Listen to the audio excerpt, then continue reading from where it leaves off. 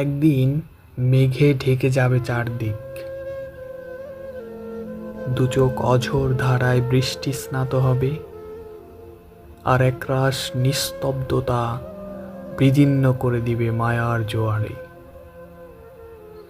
সেদিন তোমার ভিতরও এক পসরা ঝড়ের বায়ু সক্রিয় হবে নীরবে।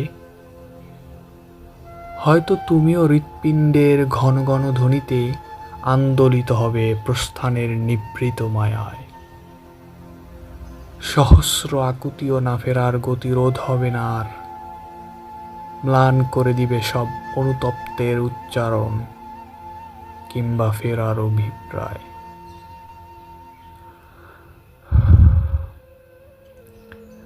প্রশ্নের মহাপ্রলয়ে তখনও চূর্ণ হবে অন্তর, পরম শূন্যতায় আমিও ততক্ষণে বিস্মিত হব নির্জনালয়।